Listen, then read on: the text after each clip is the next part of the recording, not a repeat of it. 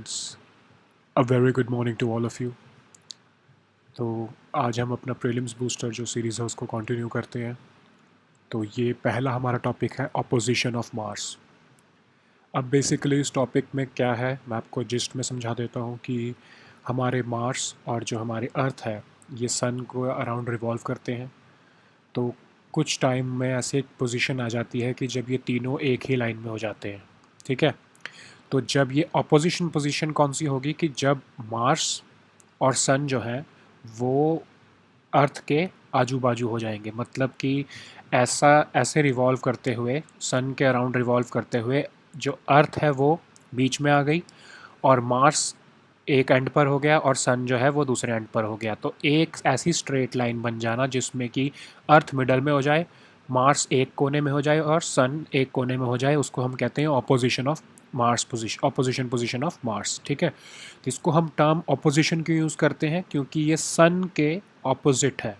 तो अर्थ से जब हम देखेंगे तो हमें ऐसा लगेगा कि सन के बिल्कुल ऑपोजिट चला गया है मार्स, और ये पोजीशन जो है ये 2 साल 2 महीने बाद आती है। और ये इस अक्टूबर मंथ में 2020 में ये पोजीशन आई है और हमको ये बहुत ब्राइट दिख रहा होगा। आजकल आप जब देखते हो स्काई में तो मार्स जो प्लैनेट है वो बहुत ब्राइट हमें दिख रहा है। तो this is basically everything about this opposition of Mars position. ठीक है, तो नेक्स्ट हम अपना टॉपिक देखते हैं गुजरात डिस्टर्ब्ड एरियाज़ एक्ट। अब ये Gujarat disturbed area act news में चल रहा है क्योंकि प्रेसिडेंट रामनाथ कोविंद ने इसको असेंट दे दिया है इस बिल को, जो कि गुजरात असेंबली ने पास किया था। अब ये डिस्टर्ब्ड एरियाज़ एक्ट है क्या?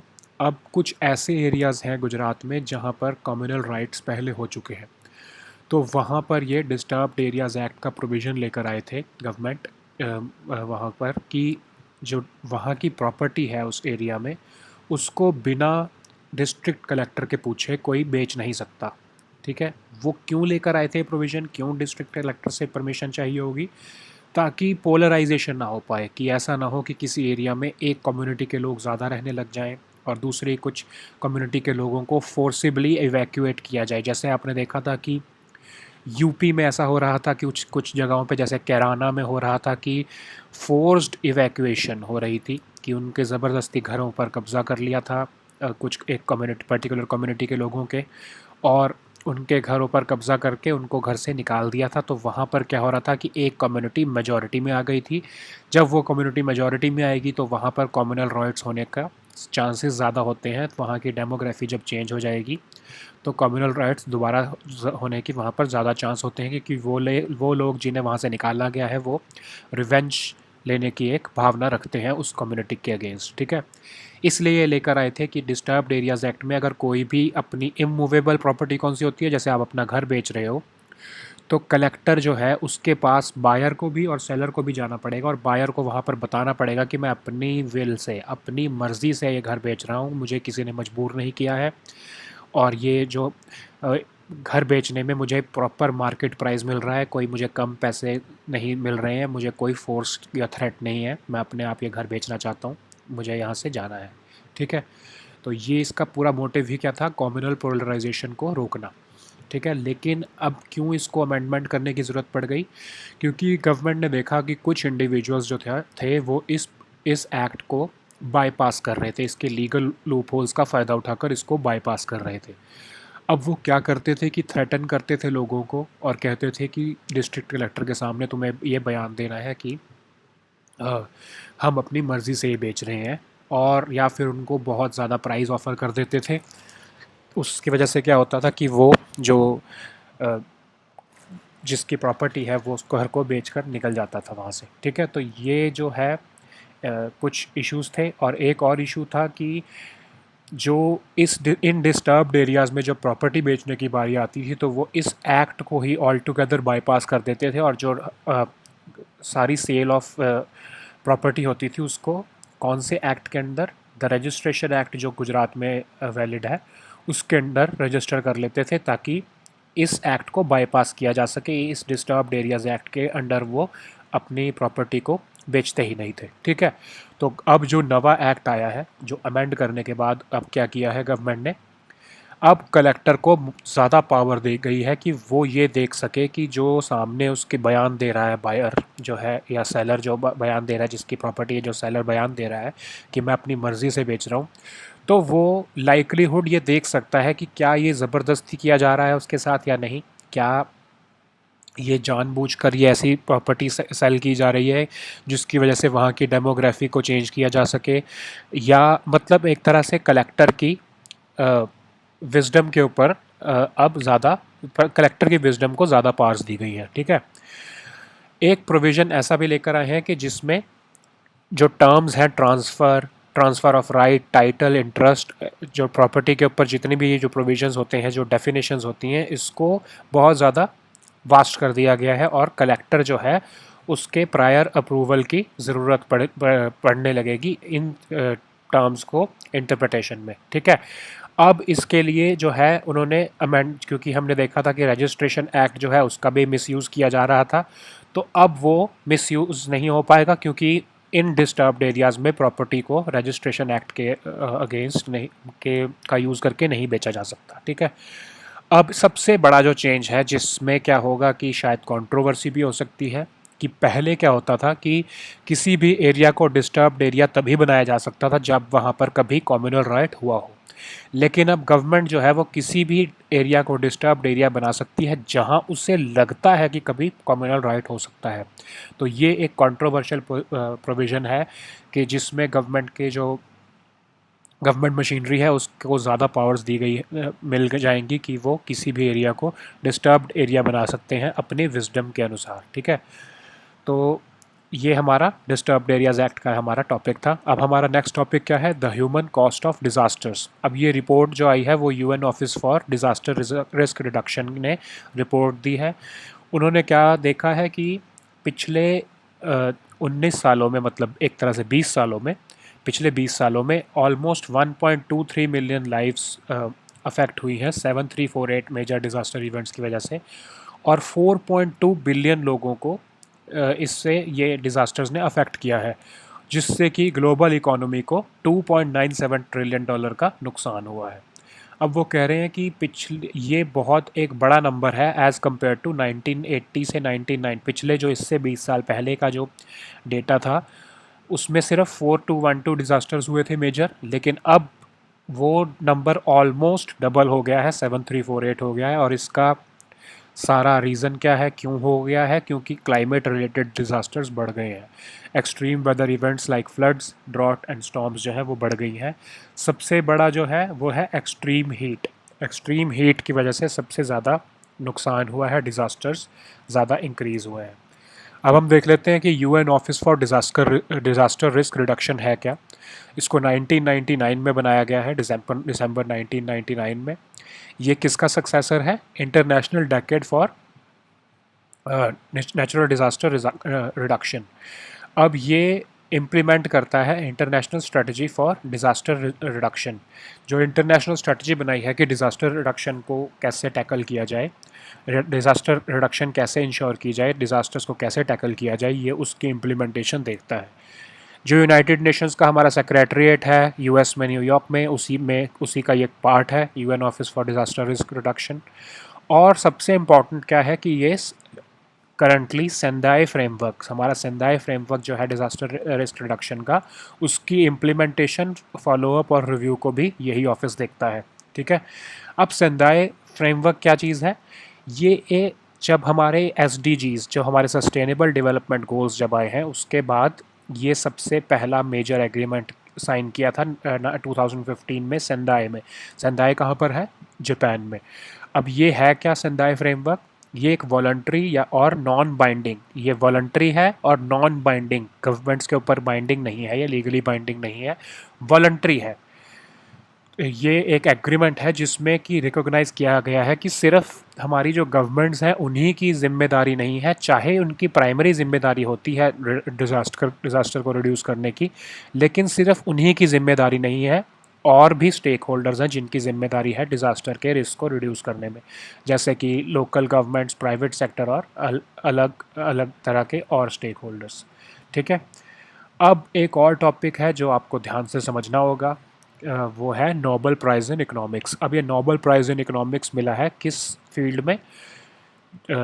दो साइंटिस्ट को मिला है, पॉल मिलग्रॉम और रॉबर्ट विल्सन को, जिन्होंने कमर्शियल ऑक्शंस के ऊपर काम किया है।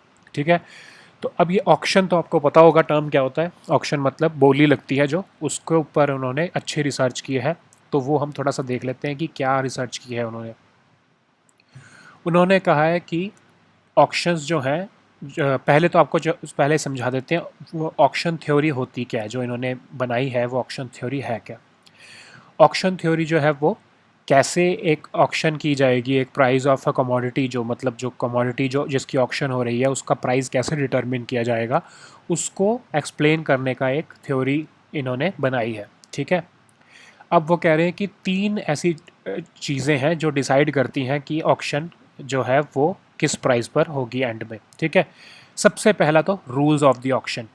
अब अगर आप समझ लीजिए कि एक मोबाइल फ़ोन छोड़िए, आप एक पेंटिंग की ऑक्शन में जाते हैं। ठीक है, तो अगर आपको ऑक्शन में किस तरह की वो ऑक्शन का प्रोसीजर होगा, कैसे रूल्स होंगे, मतलब कि क्या आपको आवाज़ मारकर अपनी बोलियां लगानी है, या फिर अपने क्लोज्ड एनवेलप में डालकर बोली लगानी है, या उसमें एक ही बार आप बोली लगा सकते हो। जैसा कि आप समझ लीजिए कि जब आप पेंटिंग की बोली लगाने गए तो आपने अपने मन में एक प्राइस डिसाइड किया था कि 10,000 रुपीज़ की मैं इसकी बोली लगाऊंगा, तो आपने वहाँ जाकर बोला 10,000 रुपीज़। ठीक है, लेकिन जो दूसरे बिडर्स हैं, जब उन्होंने बोला कि नहीं हम इसके लिए 10 लाख देने को तैयार हैं, कई लोग 20 लाख देने को तैयार थे, तो आपको लग रहा था कि लगेगा कि आपने बहुत कम इसकी बोली लगाई है, तो क्या आपको ये अलाउ करेंगे वो कि आप दोबारा बोली लगा सको? मतलब कि सिर्फ एक ही बार अलाउ अगर आपको हुआ कि सिर्फ आपने एक बार 10,000 की बोली लगा दी, तो फिर तो आप उस ऑक्शन से बाहर हो गए। लेकिन अगर मल्टीपल बिड्स अलाउड है, जैसा कि हम आपने मूवीज़ में भी देखा होगा कि वो बोलते हैं कि वो जैसे जैसे सामने वाला प्राइस बढ़ाता रहता है, तो वैसे वैसे ही जो बिडर है वो भी अपना प्राइस बढ़ाता रहता है, उसको कहते हैं मल्टीपल बिडिंग। तो ये रूल्स के ऊपर भी डिसाइड होता है कि प्राइस किस लेवल पर जाएगा किसी भी कमोडिटी का। दूसरा वेरिएबल क्या है? कमोडिटी या फिर सर्विस जो है, वो जो कि जिसकी बोली लग रही है वो खुद भी एक डिटरमिन करती है कि क्या प्राइस होगा, उसका क्या वैल्यू होगा उस कमोडिटी का या फिर सर्विस का। अब हम दो एग्जाम्पल से इसको समझते हैं। पहला एक आप एग्जाम्पल देखिए कि एक टेलीकॉम स्पेक्ट्रम, हमारे इंडिया में टेलीकॉम स्पेक्ट्रम की ऑक्शन होती है, जिसमें एयरटेल, वोडाफोन, रिलायंस जियो ये सब ऑक्शन करते हैं कि वो कितना आपको प्राइस, गवर्नमेंट को प्राइस देना चाहेंगे, कितने बैंड के लिए, कितने मेगाहर्ट्ज़ के लिए, कितना वो प्राइस देना चाहते हैं। तो उसमें क्या होगा कि सबकी कॉमन वैल्यू है कि सब ने जो जो हमारा जो टेलीकॉम स्पेक्ट्रम है उसका सेम ही यूज़ करना है। सब ने उसका सेम यूज़ करना है, मतलब सब ने उसको अपने टेलीकॉम बिजनेस में ही यूज़ करना है। ठीक है, तो उसकी कॉमन वैल्यू है सबके लिए जो स्पेक्ट्रम है। ऐसा नहीं होगा कि एयरटेल के लिए उसकी ज़्यादा वैल्यू है, उसको ज़्यादा चाहिए वो स्पेक्ट्रम, और रिलायंस जियो को वो थोड़ा वो स्पेक्ट्रम कम चाहिए होगा। सबको वो स्पेक्ट्रम चाहिए होता है क्योंकि सबको उसको अपने बिजनेस में उसी से ही बिज़नेस अपना चलाना है, तो सबके लिए वो कॉमन वैल्यू है उसकी। लेकिन अब आप पेंटिंग के केस में सोचिए, ठीक है, कि क्या पता वो मेरे लिए पेंटिंग सिर्फ 10,000 की वैल्यू रखती हो, कि जिसको मैं सिर्फ अपने घर में एक दीवार पर टांग दूंगा, तो मैं सोच रहा हूँ कि मैं सिर्फ 10,000 रुपीज़ मैक्सिमम दे सकता हूँ। लेकिन जो कोई और बिडर है जिसने उसके लिए 10 मिलियन जो बिड किया है, वो शायद उससे बहुत ज़्यादा इमोशनली अटैच हो, क्या उसने उस पेंटिंग में ऐसा देखा, तो ये जो वैल्यू है उसकी पेंटिंग की वो उसके लिए बिल्कुल डिफरेंट हो जाएगी। तो उसमें प्राइवेट या फिर उसकी पर्सनल वैल्यू आ जाएगी, उसमें कॉमन वैल्यू नहीं है। मेरे लिए वो पेंटिंग हो सकता है कि सिर्फ 10,000 रुपये की उसकी वैल्यू रहती हो, जिसको मैं अपने घर पे टांगने की सोच रहा हूँ। लेकिन एक दूसरा एक बिडर है जिसके लिए वो एक अनमोल भी हो सकती है पेंटिंग, जिसकी वो कितनी भी कीमत देने को तैयार हो सकता है। तो इस केस में कॉमन वैल्यू नहीं है। ठीक है, थर्ड वेरिएबल कौन सा होता है? अनसर्टेनिटी। अब किसी भी बोली में अनसर्टेनिटी तो होती है कि जब मैं बिडिंग करने गया तो मुझे नहीं पता था कि कोई भी बिडर इस पेंटिंग की 10 लाख या 1 करोड़ या 10 करोड़ वैल्यू लगाएगा। मैं तो अपने मन में सिर्फ 10,000 की वैल्यू सोच के गया था। ठीक है, तो ये अनसर्टेनिटी के साथ हम सारे बिडिंग में घुसे थे, और हमने बिडिंग जब हमने स्टार्ट की तो हमें किसी को भी नहीं पता था कि क्या इसकी वैल्यू होगी। और इसकी अनसर्टेनिटी, जो ये अनसर्टेनिटी है, इसमें ही कई बार क्या होगा कि मैं इस अनसर्टेनिटी को ओवरकम करने के लिए, क्या मुझे ऐसा लगेगा कि क्या कहीं मैं 10,000 रुपये की वैल्यू कम तो नहीं लगा रहा, या फिर मैं इसकी वैल्यू ज़्यादा तो नहीं लगा रहा, तो उसके हिसाब से भी मैं अपने प्राइस को ऊपर नीचे कर सकता हूँ। कि अगर मुझे लगा कि मैं कम लगा रहा हूँ और शायद मेरे सामने वाला इसको 1,00,000 रुपये देने को तैयार हो जाएगा, तो मैं उसके लिए 1,10,000 रुपये की वैल्यू लगा दूंगा। जब इस अनसर्टेनिटी की वजह से कि मुझे सामने वाले के मन में क्या प्राइस चल रहा है वो नहीं पता, सिर्फ उस अनसर्टेनिटी की वजह से मैंने अपने प्राइस को चेंज कर दिया। तो ये तीनों जो है, ये तीनों जो हमारे जो वेरिएबल्स हैं, इनके ऊपर ही डिसाइड होता है कि किसी भी ऑक्शन में किसी भी कमोडिटी का प्राइस क्या होगा। तो इन जो साइंटिस्ट हैं, जो इन ये इकोनॉमिस्ट हैं, जो पॉल मेलग्रॉम और रॉबर्ट विल्सन, इन्होंने इसी ऑक्शन थ्योरी को डेवलप किया है। ठीक है, तो इन्होंने सबसे पहला बताया कि कॉमन वैल्यू, सबके एक वैल्यू जो कि शुरू में सबके लिए अनसर्टेन थी। जब हम बिडिंग में गए तो हमें नहीं पता था कि किसने, कौन सा बिडर कितनी वैल्यू लगाएगा, लेकिन एंड में सब जो वैल्यू है वो सबको पता थी। एक पेंटिंग की वैल्यू शुरू में मुझे नहीं पता थी कि 10,000 है कि 10 लाख है या 10 करोड़ है, लेकिन जब वो पेंटिंग बिक गई बिडिंग में तो हमें पता लग गया कि वो पेंटिंग की वैल्यू 10 लाख है, क्योंकि 10 लाख की जो वैल्यू वाला बिडर था उसने उसको ख़रीद लिया। तो जो कॉमन वैल्यू चीज़ है वो शुरू में सबके लिए अनसर्टेन होती है, लेकिन at the end of the bidding वो सबके लिए सेम हो जाती है। ठीक है, और जैसे मैं आपको टेलीकॉम स्पेक्ट्रम का एग्जांपल दे रहा था, तो इन्होंने बोला कि कभी कभी कुछ ऐसी भी कमोडिटीज़ होती हैं या सर्विसेज होती हैं जिसमें हमेशा सबसे हाईएस्ट बिडर को ऑक्शन नहीं दी जा सकती, क्योंकि वो सोसाइटी के लिए सही नहीं होता। आप टेलीकॉम स्पेक्ट्रम का ही एग्जांपल लो। समझ लीजिए कि जो हमारी गवर्नमेंट जब टेलीकॉम स्पेक्ट्रम करती है तो वो हाईएस्ट बिडर को टेलीकॉम अलॉट कर देती है, टेलीकॉम स्पेक्ट्रम। तो वो जब हाईएस्ट बिडर को अलॉट करती है, समझ लीजिए उन्होंने रिलायंस जियो को सबसे ज़्यादा उन्होंने बिड किया, तो उन्होंने रिलायंस जियो को सबसे अच्छा, सबसे ज़्यादा स्पेक्ट्रम दे दिया। लेकिन अब जो स्पेक्ट्रम है हमारा टेलीकॉम, वो एक तरह से पब्लिक गुड है, क्योंकि हमारी जो इंटरनेट है, हमारा जो कम्युनिकेशन है, हमारी फ़ोन कॉल्स, सब कुछ इसी स्पेक्ट्रम के बेसिस पर चलती हैं। तो हमारे जो पब्लिक की जो एक तरह से कॉमन गुड है हमारी सोसाइटी के लिए।